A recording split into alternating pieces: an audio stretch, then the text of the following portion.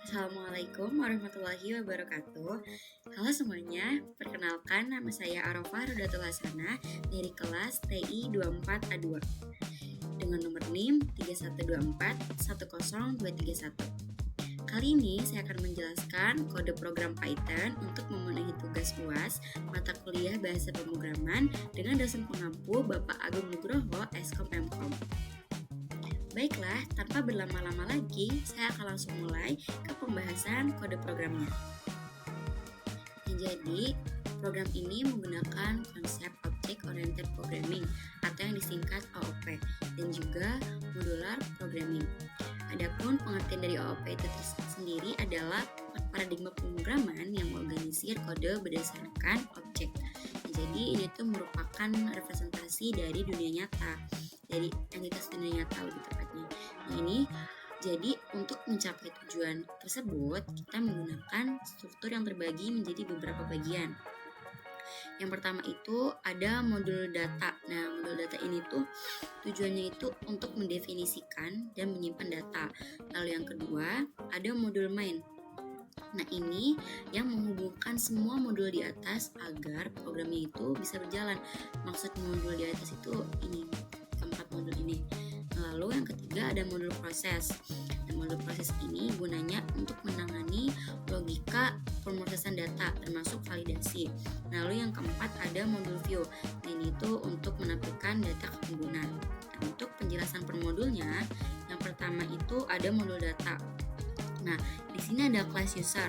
Ini tujuan dari class user itu digunakan untuk membuat objek yang menyimpan informasi tentang seorang penggunanya. Lalu yang kedua ini ada init.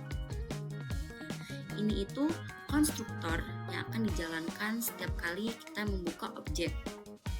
Di sini ada 4 data. Yang pertama itu ada name, yang kedua ada age, ada favorite series, yang keempat ada favorite movie.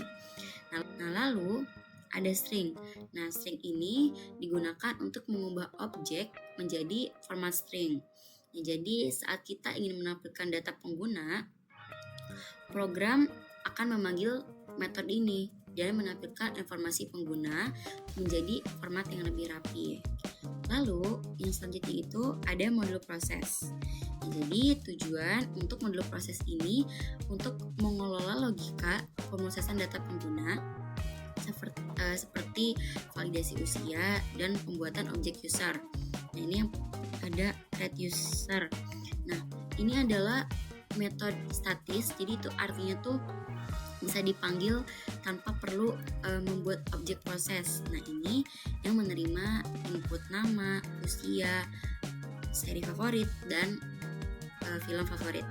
Nah, jika usia yang dimasukkan negatif, maka program ini akan menampilkan pesan error. Dan jika valid, program ini akan mengembalikan objek user. Nah, lalu untuk modul selanjutnya itu ada modul view. Nah, jadi tujuan untuk kelas view ini itu tuh untuk mengatur input dan output. Jadi ini tuh berfungsi untuk berinteraksi langsung dengan pengguna gitu.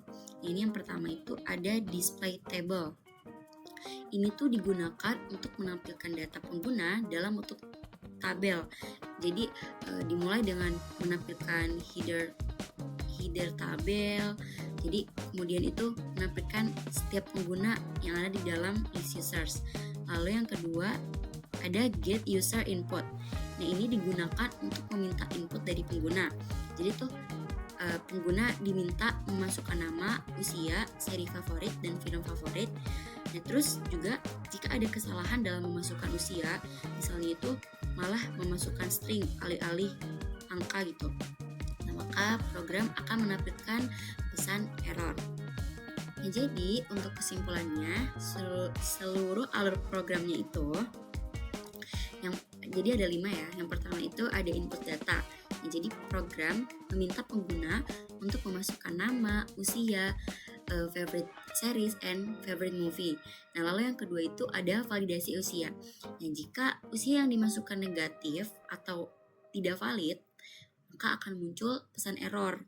Yang ketiga ada menambah pengguna. Jadi pengguna yang sudah diinput akan disimpan dalam list dan ditampilkan dalam tabel. Yang keempat ada looping input. Program akan terus meminta input baru sampai pengguna itu memilih untuk berhenti. Lalu yang kelima ada output data. Setelah selesai, program akan menampilkan semua data pengguna dalam format tabel yang rapi. Bisa dilihat untuk outputnya. Selesai sudah pembahasan yang bisa saya sampaikan. Mohon maaf jika ada kesalahan karena kesempurnaan hanya milik Tuhan. Akhirul kalam, Assalamualaikum warahmatullahi wabarakatuh.